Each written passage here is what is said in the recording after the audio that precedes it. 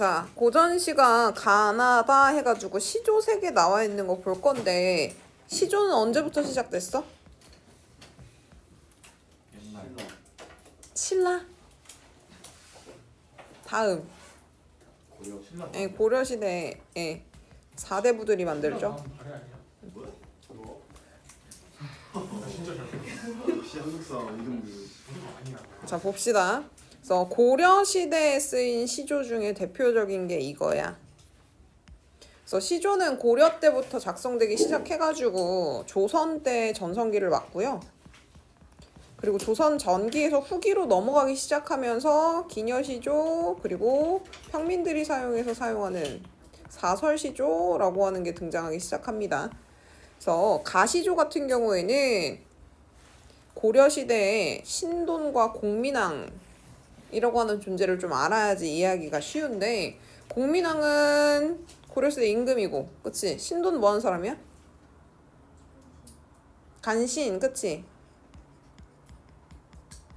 그래서 이 글을 쓴 사람 같은 경우에는 신돈이라고 하는 사람에게 휘둘리는 공민왕의 모습이라고 하는 걸 통해서 신돈이라고 하는 간신을 우의적으로 비판하고 있는 시조예요. 그래서 고려시대에 작성됐습니다. 그래서 형식은 평시조라서요. 초장, 중장, 종장, 3장으로 구성이 되어 있고, 그리고 6개의 구로 구성이 되어 있으며, 종장의 첫 번째 음보는 3개의 음절로 이루어져 있어요. 그치? 그리고 4음보를 맞추고 있습니다. 4음보. 자, 4음보 같은 경우에는 정형을 맞춰주고 있는 거기 때문에 외형률이라고 얘기하죠. 겉으로 봤을 때 읽지 않아도 그냥 운율이 느껴지는 애. 그래서 평시조가 갖고 있는 3장 6구 45자 내외 종장의 첫 번째 음보는 3음절, 4음보 구성 맞추고 있는 시입니다. 내용 한번 보도록 하죠. 구름이 무심탄 말이 아마도 허랑하다. 구름이 무심하다 해서 무심하다라고 하는 건 마음이 없다, 아무 생각이 없다, 욕심이 없다 이런 말이야. 자, 구름이 욕심이 없다는 말은 아마도 허랑하다, 거짓말이다 이런 뜻. 구름이라고 하는 존재가 여기서는 신돈을 상징하는 시어입니다. 중천에 떠 있어서, 중천 하늘 가운데죠. 하늘에 떠 있어서 임의로 다니면서 구태여 광명한 날빛을 덮느냐. 자, 여기서 광명한 날빛 같은 경우는 임금입니다. 임금. 그래서 구름이라고 하는 존재가 임금님 쫓아다니면서 임금님의 존재를 막 가려. 그지? 마지막에 덮느냐 이래서 서리법 쓰고 있죠. 그지? 그래서 여기서는 구름이라고 하는 존재가 뭐하다? 욕심이 있는 존재다. 그래서 구름이라고 하는 것이 임금이라고 하는 광명한 날빛을 쫓아다니면서 가리는 현실을 비판해주고 있는 시다. 이렇게 생각하시면 됩니다. 그래서 그때 당시 신돈의 왕포를 우의적으로 표현했다. 우의적이라고 하는 건 돌려서 표현했다라고 생각하시면 돼요. 빗대어서 표현했다. 이렇게. 그래서 빗대어서 표현하고 우의적으로 표현하고 있는 시조입니다.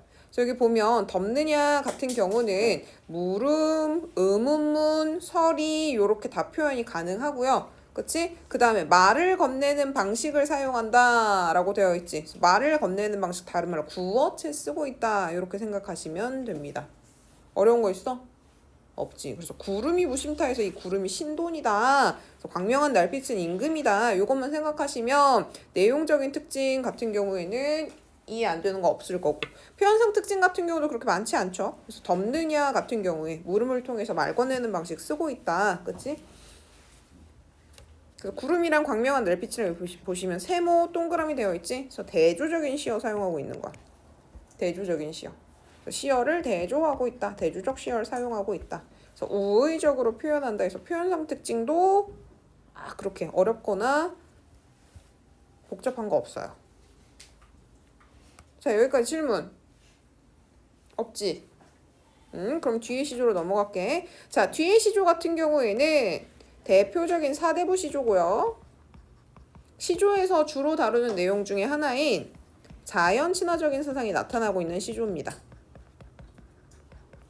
자, 말 없는 것이 청산이고 태 없는 것이 유수고 갑 없는 것이 청풍이고 임자 없는 것이 명월이다. 이렇게 되어 있어요. 보시면 초장과 중장이라고 하는 애 구조가 대구가 되고 있고, 초장 내에서도 1구, 2구가 대구가 되고 있죠. 그치? 그래서 대구는 여기서도 일어나고 요렇게 한 장 안에서도 일어나고 있다 알아두시고 지금 보면 세모 쳐져 있는 애랑 동그라미 쳐져 있는 애랑 나와 있죠? 그래서 얘도 마찬가지 시어의 대조가 일어납니다. 대립적인 시어를 사용하고 있어요. 세모를 체크해 놓은 시어 같은 경우는 세속을 뜻하는 시어예요. 동그라미 쳐놓은 애들은 자연을 뜻하는 시어고 그래서 자연과 세속, 속세라고 하는 걸 표현하는 시조를 대립해서 화자가 바라는 바가 뭐다? 자연이다 라고 하는 거 나타내주고 있어. 자 보면 말이라고 하는 건 사람들이 하는 거죠. 그래서 세속, 사회에 있는 사람들이 하는 것. 태라고 하는 것도 형태라고 하는 거, 고정관념 같은 거라고 생각하시면 돼요. 정해진 형태. 값이라고 하는 건 가격인 거고 그 다음에 임자는 주인이야. 그래서 이게 누구 거고 이것의 가격이 무엇이고 얘의 고정관념은 무엇이며에 대해서 시시비비를 가리는 말들이 많은 것. 그게 화자가 보는 속세의 특성인 거고 그치? 자연은 말도 없고요. 그런 고정관념 형태도 정해져 있지 않고요. 값도 매기지 않고 주인도 없습니다. 자 여기 보시면 청산이라고 하는 말 나와 있지. 청풍이라고 하는 말 나와 있고 청산 같은 경우에는 푸른 이라는 뜻의 푸를 청자가 쓰였을 확률이 높고요. 청풍 같은 경우는 맑을 청자가 쓰였을 겁니다. 그래서 청산은 색채어 표현이에요. 근데 청풍 같은 경우는 막다라고 하기 때문에 색채 아니고 바람이라서 촉각에 가깝습니다. 오케이. 그리고 이중에 병 없는 이 몸이 분별 없이 늙으리라 했어. 이중이라고 하는 것은 이라는 표현 체크해 보세요. 얘가 앞선 자연이라고 하는 걸 대명사로 다시 언급해주고 있는 거지. 이런 걸 뭐라 그러냐면 대용 표현이라 그래. 그래서 앞에 나온 자연을 대용 표현이라고 하는 이를 통해서 다시 한번 얘기해주고 있어. 요거 청산, 청풍, 유수, 명월. 그래서 이 중에서 병이 없는 이 몸이 했어. 이 몸은 화자를 뜻하죠. 얘는 화자가 시표면에 드러나 있는 시조구나 알 수 있지. 분별 없이 늙으리라. 자, 뭐뭐하리라 라고 하는 건 의지 적어줘. 그래서 자신의 희망, 소망, 의지를 밝히고 있습니다. 자, 보시면 이 중에 자연 속에서 자신의 몸이 분별 없이 늙을 거다 해서 자연과 자기 자신을 하나로 보고 있는 무라일체의 태도 보여주고 있고요. 속세에 달관하고 있는 달관적 태도 보여주고 있어요. 오케이. 여기에 병이라고 하는 단어 별표 쳐보세요. 자연 친화적인 시조나 자연 친화적 가사를 봤을 때 병이라고 하는 단어가 종종 등장하는데 이 병은 자연을 사랑하는 마음, 연하고질로 쓰이는 경우가 있습니다. 그래서 그때는 병 걸린 이 몸이라고 병에 걸렸다라고 표현되는 경우들이 많은데 그런 경우는 자연을 사랑하는 병을 비유해서 자연을 사랑하는 마음을 은유해서 보여준 표현이야. 근데 여기는 그거 아니야. 얘는 병이 없다라 그러지. 그래서 얘를 만약에 연하고질로 생각을 하게 되면 병이 없다, 자연을 사랑하지 않는다 이렇게 해석이 되거든. 근데 그거 아닙니다. 얘는 그냥 진짜 병이야. 오케이? 그러니까 지금 건강한 상태라고 하는 걸 얘기해 주는 겁니다. 그래서 요거는 비유적 표현이 아니에요. 알겠지?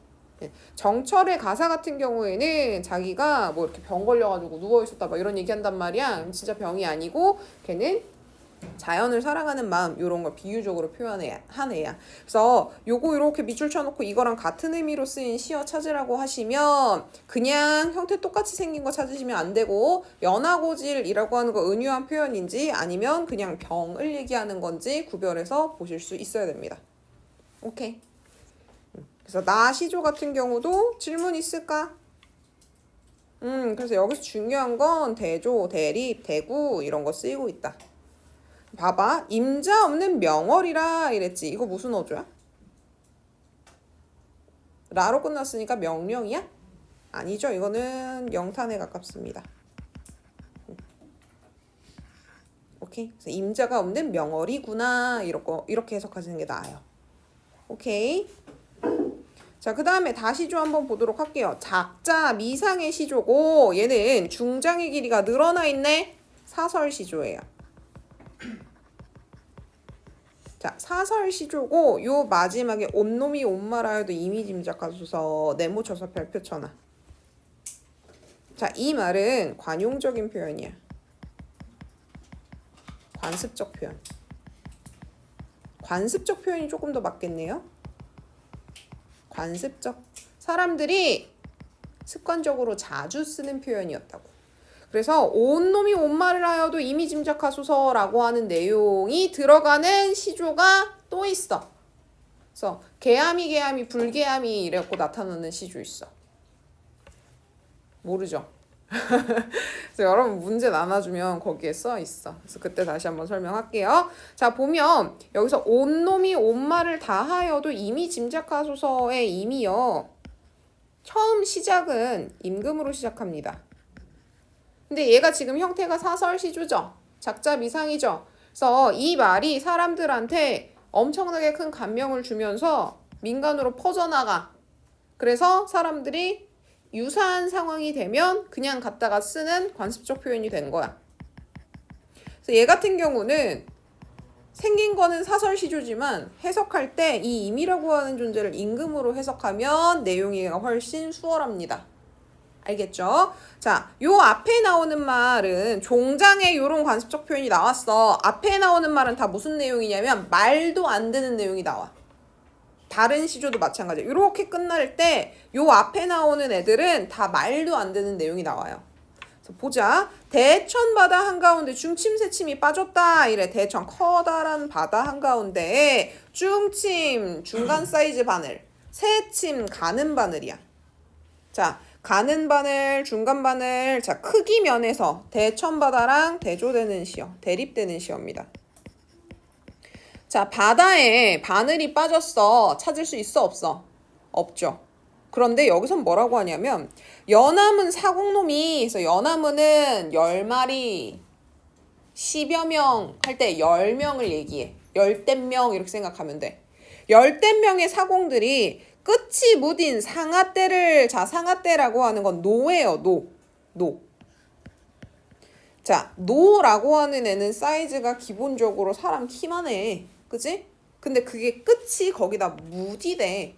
가는 것도 아니야. 이걸 끌끌이에서 저마다 둘러매서 10명이 10개를 든 거야. 10명이 10개를 끝무딘 노를 들어갖고 일시에 소리치면서 중침, 새침, 바늘 이렇게 보시면 여기에 실 꽂는 바늘 귀 있어요. 그치? 이 바늘귀에 영차하고 넣는데. 그래서 그 귀를 꿰어낸다는 말이 있습니다. 말이 돼, 안 돼? 안 되지. 바다에 바늘이라고 하는 거 찾는 것도 어려워, 빠지면. 근데 그거를 끝이 무딘 상아떼라고 하는 걸 10명이 동시에 10개를 팡 집어넣어서 바늘귀를 꿰낸대. 말이 안 되는 얘기죠? 그치? 여기는 과장통한 해악이 좀 드러나는 거예요. 자, 과장된 우의라고도 표현되어 있습니다. 그러니까 말이 안 되는 얘기지. 이런 말이 있습니다. 이마 온 놈이, 그래서 온이라고 하는 단어는 옛날에 백이라는 뜻으로 쓰였습니다. 즈문이 천이고. 그래서 온 놈이 온 말을 해도 이미 짐작하소서. 그래서 다른 사람들이 무슨 말을 해도 네가 스스로 생각해서 판단해서 거짓인지 아닌지 생각해라 라는 거야. 다른 사람 말에 휘둘리지 말아라, 이런 얘기. 요 다시조 같은 경우는 시어의 의미를 현대어로 해석하는 걸 잘 하셔야 됩니다. 그래서 연암은 10여 명이지, 온놈 100명이지. 그럼 구체적 수치 제시했어, 안 했어? 한 거야. 수치 제시해 준 거야. 그래서 의미 잘 알아두셔야 되고요. 자, 그 다음에 보시면 여기 귀라고 되어 있죠. 그치? 근데 이 귀는 신체의 귀가 아니고 바늘귀라고 하는 단어가 있는 거거든. 그래서 혹시라도 이거 의인 아니에요? 이렇게 보기 좀 힘들어요. 알겠지? 바늘귀라고 하는 단어가 사전에 있습니다. 오케이. 그리고 여기 보면 이마 이래갖고 도노법도 쓰여. 이마 반복법 당연히 쓰이고 있죠. 반복법도 쓰이고 있고. 그래서 이미 짐작하소서 이거는 화자가 예를 들어 유배를 가게 된 신하다. 그러면 임금한테 저는 잘못한 거 없어요. 다른 사람들이 거짓말한 겁니다. 부풀려서 얘기한 겁니다. 과장해서 얘기한 겁니다.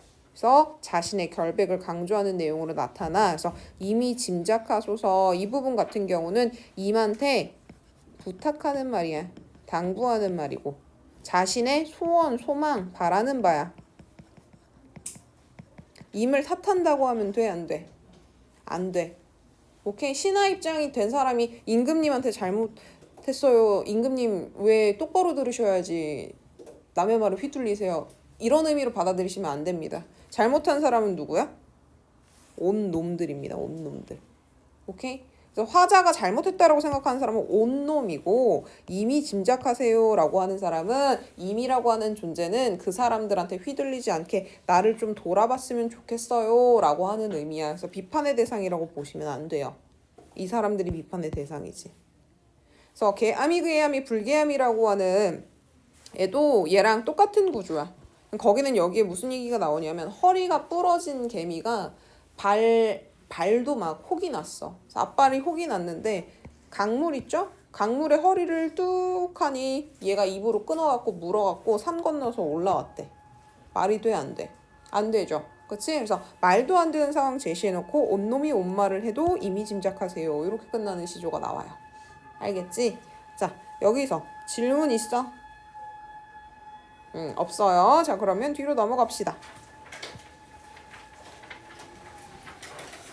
마음이 어린 후이니.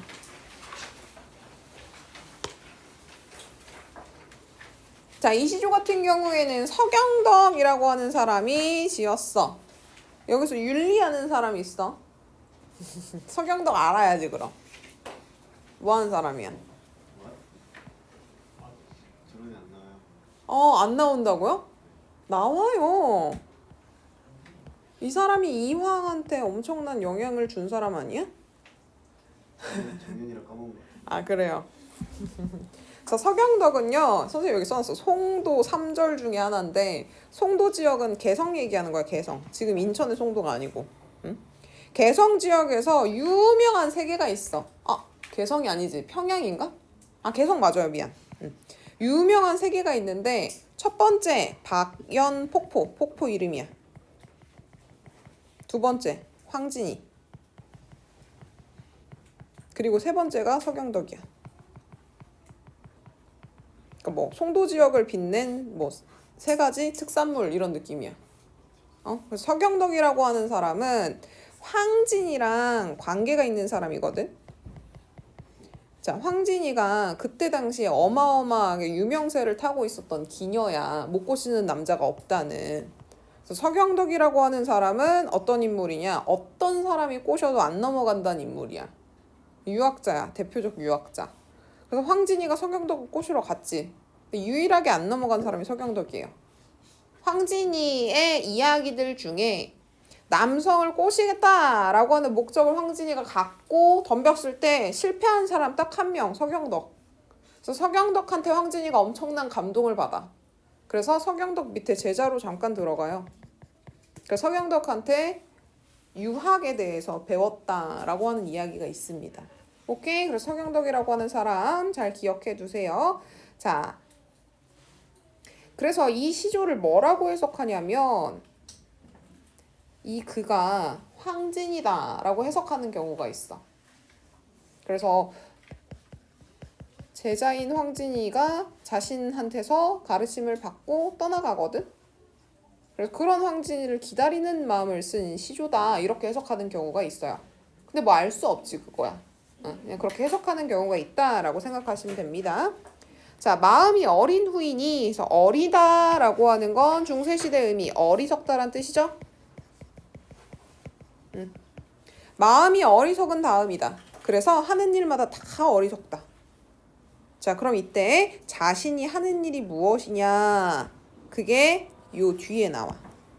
그래서 내가 마음이 어리석어. 마음이 어리석다라고 하는 소리는 마음이 약해졌다는 소리겠지. 그치?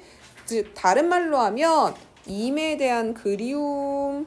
그래서 내 마음이 지금 약해졌어. 임이라고 하는 사람이 너무 그리워서. 그래서 마음이라고 하는 게 약해진 상태니 내가 하는 일이 다 어리석구나. 그래서 내가 하는 일이라고 하는 게 무엇인가 보자. 만중운산에 어느 임이 오리마는, 그래서 만중운산은 화자가 있는 공간인데 수치가 나와 있어. 그래서 만이라고 하는 건 구체적 숫자보다는 세기 힘들 만큼 많은 이런 뜻이라고 생각하시면 돼요. 많이 깊은 구름 속의 산이라는 거거든. 깊은 자연을 얘기해. 화자는 지금 어디에 있냐면 깊고 깊은 자연 속에 있어. 깊고 깊은 자연 속에 있으니까 다른 사람이 나한테 찾아올 수 있어, 없어? 없는 상황이죠. 그래서 화자가 있는 공간이자 이미 날 찾아오기 힘들게 하는 장애물의 역할을 하는 시어예요. 그래서 이 내가 만중운산에 있어서 어느 임이 오리마는 해서 아무도 안 올 거다라고 하는 체념과 그것에 대한 안타까움이 드러나고 있죠. 그래서 아무도 안 올 거다. 그런데 내가 뭐 했냐면 지는 이파리 부는 바람 소리에 행여 그인가 기대했어. 그래서 이게 뭐 한 거야? 자신이 한 어리석은 일이야. 그래서 이 사람은 자기 스스로를 자책하는 어투를 사용하고 있고요. 만중운산이라고 하는 자신이 있는 공간 표현에서 이미 오지 못하는 이유에 대해서 밝혀주고 있고요. 체념, 안타까움의 정서를 드러내주고 있습니다. 자, 지는 이파리, 부는 바람이라고 되어 있어. 그래서 요 소리를 듣고 그인가 착각했겠지? 그치? 그래서 자연물이라고 하는 것을 화자가 착각을 하게 한 소재로서 사용하고 있다. 자, 보세요. 열거 썼고 통사구조 반복 썼고 도치 썼대. 어디 쓰였을까? 어디 쓰였어? 자, 열거는 여기. 지는 입, 부는 바람. 오케이? 지는 입, 부는 바람. 여기 열거 쓰였어. 통사구조 반복은 문장구조 반복이란 뜻이죠. 그치? 문장구조 반복은 어디 있어? 문장구조 반복은 어디 있을까? 여기 있어요. 마음이 어리다. 하는 일이 어리다. 이렇게. 자, 그 다음에 도치는 어디 있을까?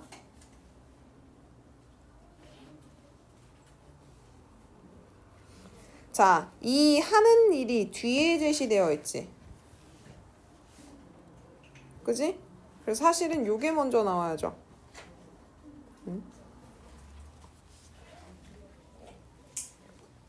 그리고 자, 도치 요렇게 보세요.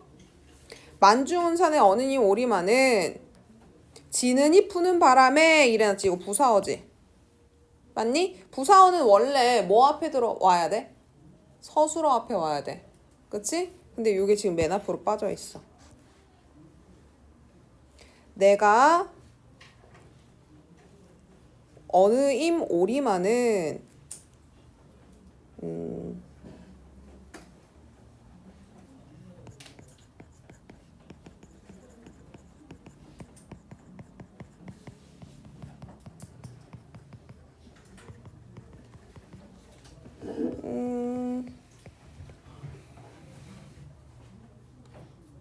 아, 미안해. 요거다. 우리 지금 설명이 안 되나 했네. 이거다, 이거.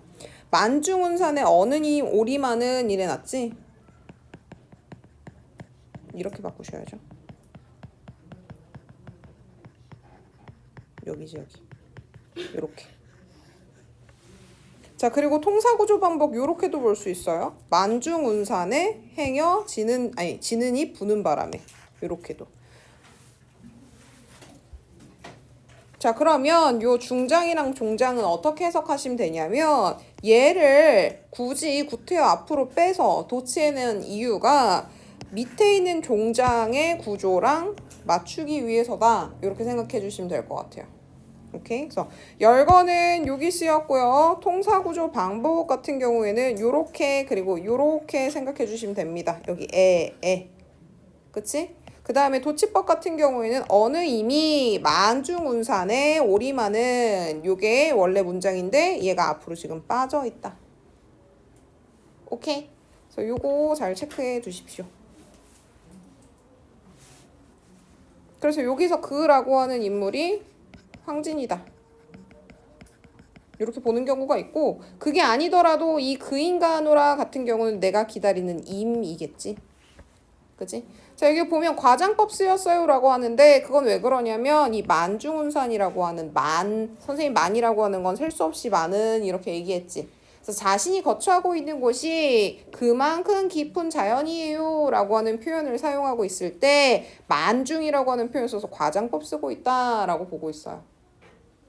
오케이? 그래서 과장법, 열거, 통사우주 만복, 도치법 이런 거 쓰고 있다. 질문 있어?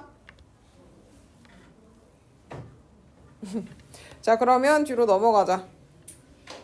자, 이 김영이라고 하는 사람 나와 있는데 조선 후기 무신 체크하세요. 무신.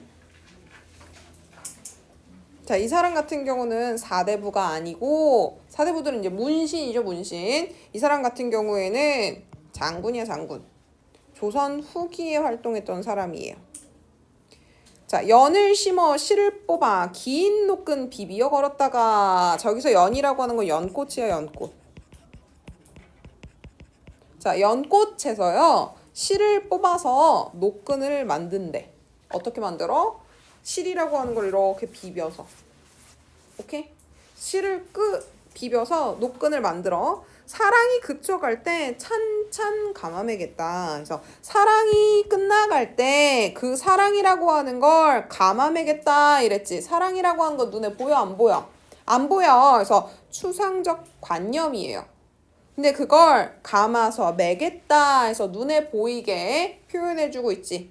구체화시키고 있어. 이미지화시키고 있어. 그래서 추상적 관념의 구체적 이미지화 이렇게 보시면 됩니다. 찬찬은 의태어로 쓰인 겁니다. 찬찬해서 감는 형태를 얘기해. 그리고 매오리다 했으니까 여기서는 의지적으로 드러납니다. 우리는 마음으로 맺었으니 그칠 줄 있으랴. 설이 물음을 통해서 자신의 의지를 강조하고 있어. 어떤 의지? 헤어지지 않겠다라고 하는 의지. 자, 보시면 여기에 대조 쓰였다라고 되어 있는데 사랑과 우리의 마음이라고 하는 애들이 대조되는 거야. 사랑은 그쳐갈 수 있지만 우리는 그쳐갈 수 있어, 없어? 없어. 오케이? 그래서 얘는 추상적 관념의 구체화 중요하게 생각해 주시고 의태어 쓰였으니까 시각적 심상 자극해 주고 있는 겁니다. 그리고 대립적인 시어 사용하고 있고요. 서리적 표현 사용하고 있어요. 내용은 이해되지? 내용은 별로 어려운 거 아니야.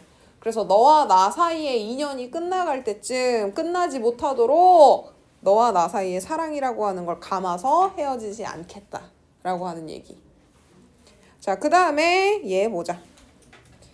마음이 지척이면 천리라도 지척이여 마음이 천리면 지척도 천리다. 대구대조 쓰이고 있죠.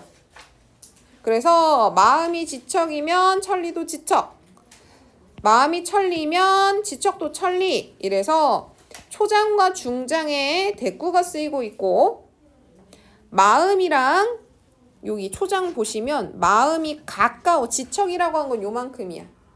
요만큼. 마음이 가까우면 천리라고 하는 건 너와 나 사이의 물리적 거리야. 물리적 거리라고 하는 것도 천리인 거고 지척인 거고 마음이 천리면 지척도 천리인 거야. 그래서 얘 초장 중장의 대조도 일어나고 있죠. 그렇지? 마음이 가까울 때는 물리적 거리감이 가깝고 마음이 천리일 때는 물리적 거리감도 천리다. 우리는 각재가 천리나 지척인가 한다 이러거든. 그래서 실제 우리가 떨어져 있는 건 물리적 거리는 천리이지만 내가 생각했을 때는 지적밖에 안 된다. 즉 무슨 얘기야? 내 마음으로는 널 떠나보내 안 떠나보내? 안 떠나보내고 있다. 자, 보면 마음이라고 하는 대상도 추상적 대상이죠. 추상적 관념이죠. 안 보이지? 근데 걔를 어떻게 했어? 거리 단위로 표현해주고 있어. 그래서 거리 단위로 표현해주고 있기 때문에 구체적 이미지화 시켜주고 있는 거야. 오케이? 그래서 마음이라고 하는 애를 지척이나 천리와 같은 수치화 시켜놓고 있어요. 거리 단위로 구체화 시켜놓고 있습니다. 그래서 얘 같은 경우에도 보시면 평시조기 때문에 사음보, 종장의 첫음보, 삼음절 그래서 초장, 중장, 종장, 3장 6구 45자 내외에 종장의 셔든보는 삼음보 요거 다 지키고 있는 평시조예요. 자 보면 얘 작자 미상이라고 되어 있는데 형식으로 봤을 땐 평시조지? 그치? 그래서 내용상은 작자 미상 얘기가 맞아. 사랑 얘기하니까. 그런데 형식상은 평시조 정형을 따르고 있기 때문에 얘는 평시조로 보시는 게 맞습니다. 알겠죠? 이런 시조 같은 경우에는 조선 중기 이후에 등장했을 확률이 크고요. 기묘 시조일 확률이 큽니다. 누가 지었는지 작자 미상일 뿐이고. 오케이? 자 그럼 여기 우리라고 하는 존재가 화자지. 그치? 그리고 화자와 임을 얘기하지? 이때 이 우리라고 하는 존재는 뭐 한 상황인 거야? 이별의 상황이구나. 알 수 있죠. 물리적 거리감이 천리다라고 했으니까. 자, 이 천리라고 하는 표현은 실제 이 사람들이 천리 떨어져 있을 수도 있고 아니면 관습적으로 쓰이는 표현 중에 하나예요. 그냥 웬만큼 먼 거리면 천리다 이렇게 표현해.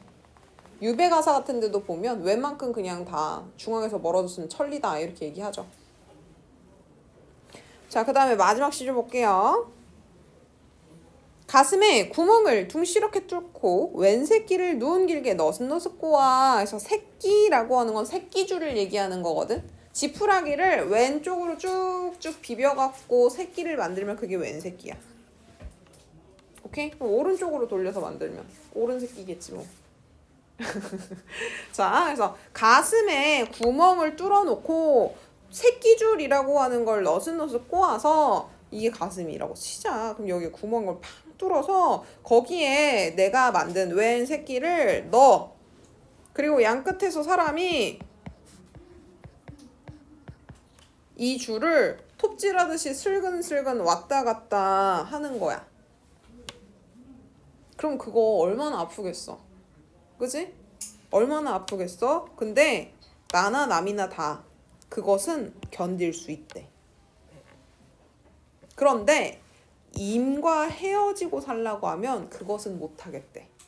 그래서 이 사람 같은 경우에는 극한의 상황을 가정을 해놓고 육체적인 고통이라고 하는 건 참을 수 있지만 임과 헤어지는 고통을 참을 수 없다 해서 비교라고 하는 걸 통해서 이별할 수 없는 상황에 대해서 얘기를 해주고 있어. 자, 여기 가상의 극한적 상황이고 실현 불가능한 상황을 설정해놨다라고 하는 거 체크해 놓고요. 그 다음에 가슴에 구멍을 뚫는다라고 했으니까 얘도 뭐야? 추상제관념의 구체화로 봐야 되나? 자, 근데 이 가슴이라고 하는 건 요게 아니고 마음이 아니고 진짜 육체를 얘기하는 거야. 그래서 요렇게 보기 힘들어요. 알겠지? 진짜 이거 얘기하는 거야. 여기다가 구멍을 뚫을 수 있잖아. 그치? 아플 뿐이지. 거기다가 새끼줄을 집어넣어 두 놈이 두 끝을 마주 잡아 이랬어. 자, 두 놈이 두 끝을 해서 반복 통해서 운율 형성해주고 있고요. 이리로 훌군 저리로 훌쩍 훌군훌쩍 할 적에 훌군훌쩍 같은 경우는 의태어고요. 운율을 형성하기 위해서 훌근 훌쩍 훌군훌쩍 이렇게 반복하고 있는 거야. 그래서 이리로 훌쩍 저리로 훌쩍 훌군훌쩍 이 부분 같은 경우는 운율 형성이 잘 되어 있는 부분입니다. 나나 남이나 다 그것은 아무쪼록 견딘다. 자, 여기서의 그와 종장의 그는 같아 달라? 달라. 얘도 지금 대용 표현 쓰고 있어. 앞에 나온 말을 이그저라고 하는 지시어를 통해 갖고 지칭해주고 있죠.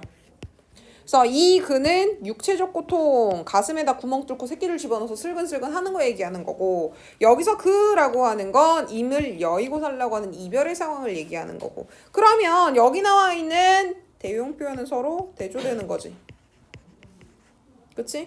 얘는 견딜 수 있는 애, 얘는 못 견디는 애. 자, 그리고 여기 그리 못하리라 라고 하는 거 이거 의지야? 의지 아닙니다. 의지 아니고 이 부분 같은 경우는 영탄에 가까워요. 감정 표출입니다.